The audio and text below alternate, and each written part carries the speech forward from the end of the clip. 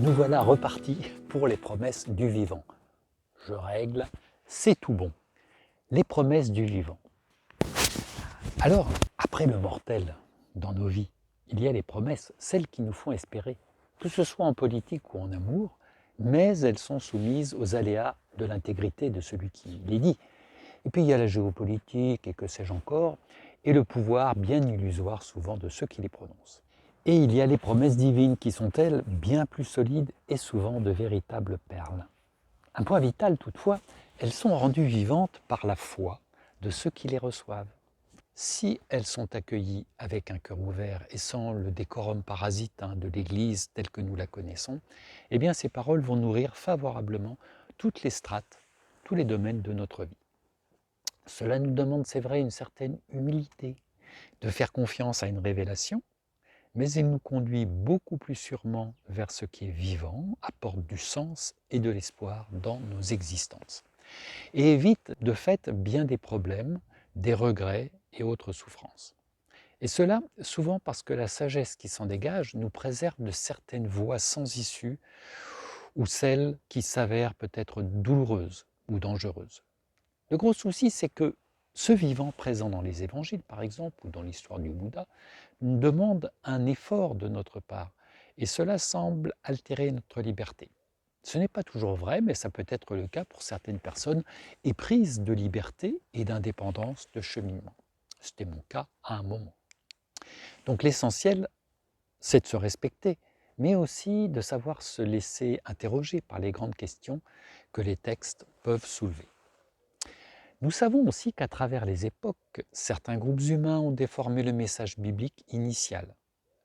Ils l'ont institutionnalisé en le réduisant à de simples règles de vie.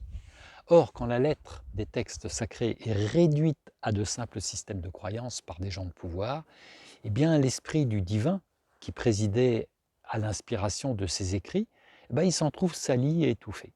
Et Paul déjà soulevait cette question dans une lettre qu'il écrivait aux chrétiens de Corinthe, dans 2 Corinthiens 5, 6. Et il disait, ce que nous sommes capables de faire vient de Dieu. C'est lui qui nous a rendus capables de nous mettre au service d'une alliance nouvelle, qui dépend non d'un texte écrit, regardez, mais de l'esprit. Car ce qui est écrit mène à la mort, il va jusque-là, mais le souffle de l'esprit mène à la vie. Alors après, il développe un peu plus tout cela, mais c'est pour exprimer que quand un message est sali et déformé, c'est la force qui s'y trouvait qui s'en retire. Et cela nous donnera alors une bonne raison de cheminer avec notre propre regard sur la vie et de nous abstenir de toute récupération politique ou religieuse qui aura de fait un réel pouvoir sur nos vies. Là encore, ces systèmes religieux ne sont pas négatifs en soi et le Christ a souhaité ce système qu'est l'Église. Mais cela supposait de cultiver l'esprit d'humilité et de bienveillance du Maître. Cela suppose aussi un chemin de croissance et une capacité à privilégier la prière et le regard plutôt que le savoir et le pouvoir. Alors le vivant par excellence, pour certains, c'est le Christ révélé dans la Bible, ok, mais bien que certains préféreront s'en faire une image, tantôt historique, tantôt charismatique ou même imaginaire.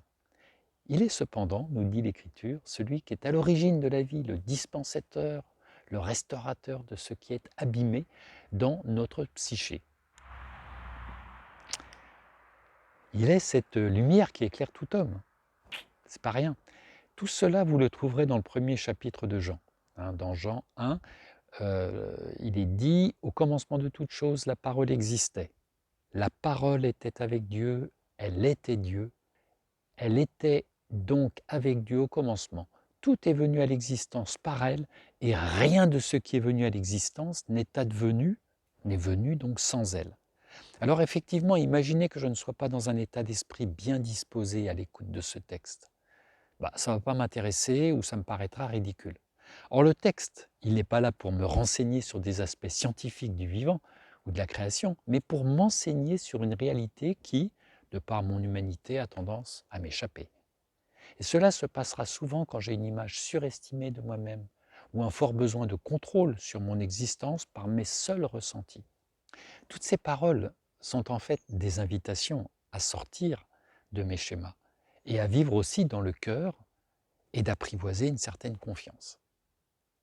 Donc bientôt, nous écouterons quelques belles promesses de Jésus-Christ, mais avant, je crois que je vous parlerai probablement de l'Apocalypse de Jean. Je vais y songer et je vous dis à très bientôt.